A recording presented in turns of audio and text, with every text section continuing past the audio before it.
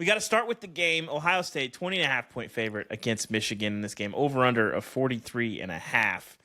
We are recording this episode before the rankings come out. Just a heads up. This is going to be interesting, and this is a game, if there was ever a time for Ohio State to flex and show no mercy, it's going to be now. The vibes coming out of Columbus are foaming at the mouth. Jack Sawyer had this to say, coming out of a big win against Indiana, did not seem to care much about that in the moment. Right now, I could really care less, no offense, talking about this game, because, this is the game that you come back for. It's a game that, has impacted so many lives the last few years, and I want this one so bad for so many different reasons, so it's right now. Jack Sawyer, by the way, 0-3 against Michigan. So is everybody on that team. Yeah, Chris, is there a reason to believe Ohio State is not going to stomp a hole through Michigan in this ball game? They're going to win, but 20.5 is a lot. I think this game plays out a lot like the Indiana game, where maybe Michigan's defense keeps it close for a half. Ohio State can't run the ball really well, but then I think in the second half we see Ohio State start to pull away. You can't trust Michigan's offense to do much of anything against an Ohio State defense that is really, really good and completely shut down Indiana outside of one scripted drive at the beginning of the game. So I think Ohio State should finally win this game, win it comfortable enough, but I do think I think at halftime we'll have Ohio State fans freaking out. Is this about to happen again? Is it going to be 1995 and 1996 again? But ultimately, Ohio State will win out. I also think Ohio State's playing with a little bit less pressure. They're in the playoff either way. I know the Big Ten championship is still up in the air, but Ryan Day, I know he also said, outside of family members dying, the losses to Michigan are the worst thing to ever happen to him. So I love Rivalry Week so much. He's saying the things he needs to say going into this game, but I think Ohio State's just got too much talent. Michigan doesn't have enough firepower, and yeah. All lines, by the way, presented by BetMGM.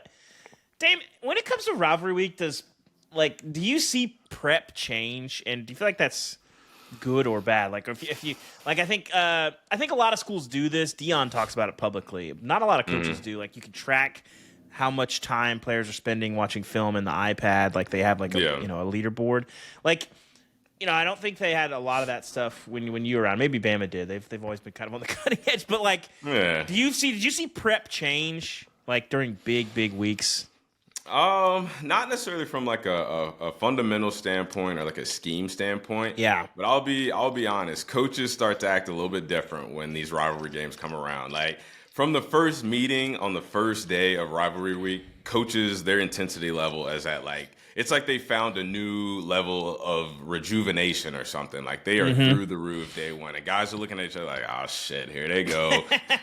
We're playing Michigan this week, and we're Ohio State, and coaches on one. But it's one of those what's coming, you know what it means to the coaches, to the program. So it's one of those things where you got to let the coaches do their thing. But once it comes to Saturday, you got to be ready to play, because Ryan Day said it. This game means everything outside of death. I don't know how else to, put how important this game is. So there's definitely going to be a lot more intensity and a higher level of urgency. But, don't expect any team to go out and try to reinvent the wheelhouse or change what's, gotten to them to this point at this point in the season.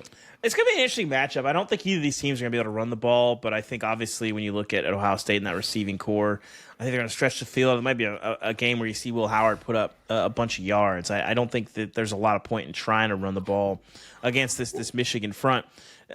Dame, how do you kind of see this one playing out?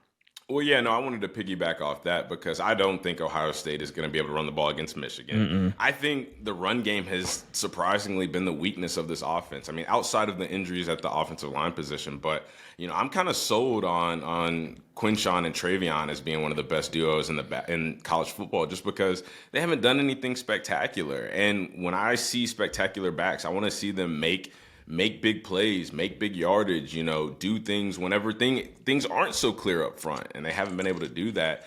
So with that being said, I think this is going to be another test to see, is Will Howard as good as advertised? Is he the guy that people thinks that he is? And, one of his main targets that I think about, Jeremiah Smith, I even think he's due for a big game because, he's made some big, spectacular plays throughout the season. But looking at his stats per game, he hasn't had that big, eye-dropping, 165 and 3 touchdowns or 220 and 1, And with Will Johnson being out for Michigan, who knows? Maybe this is an opportunity for that to happen this week. I think we might see it. I still think if they can, Ohio State is going to put the hammer down. I like Ohio State. I would lay the points here. I think they can score enough. This is like a 20. This feels like a 31-7 type situation. Oh shit! This game is rarely a blowout though, and the underdog usually keeps it closer than normal. Ubben, you need to understand. I know you're from the South. Ohio State fans are scarred several ways, not only because of the way the last couple of years going, but back in 1995 and 1996, Ohio State had a path to the national championship, but a 500 Michigan team upsets them by rushing for 300 yards. So they know they have to do this. I do not think Ohio State fans are confident coming into this game that we're going to roll over Michigan, because that's usually not how that happens, especially when Michigan's still got a pretty good defense. A tip for them: if you are not confident, if you're an Ohio State fan, here's what I want you to do.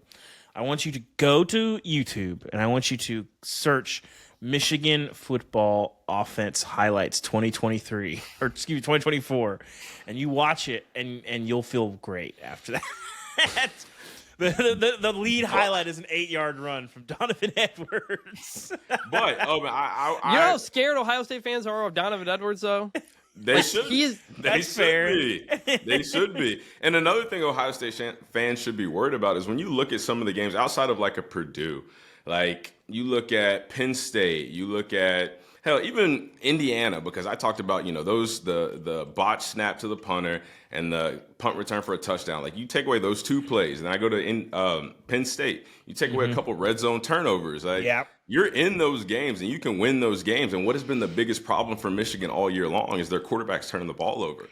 So if you just don't turn the ball over, I've said this all year, you automatically have a chance against a team like Ohio State, because as great as their offense is and as great as this roster is, they don't just blow you away. Like I said, Jeremiah Smith, where's his monster performance? The running backs, where's their monster performance? Even Will Howard, I know he's been efficient, but I don't even think he's had this big, cementing performance to say, Will Howard is one of the top 5, top 10 quarterbacks in college football. He's right there. But I don't know. So if you can keep it close and if you can just not turn the ball over, you have a chance. I think that's why Ohio State fans should be afraid. I think the issue is, it's not even that I don't even know how Michigan's going to score. I don't know how Michigan's going to move the ball. And that means a lot of short fields. You get enough short fields, you get enough bites at the apple. I think it's just going to be a grind them out type of performance.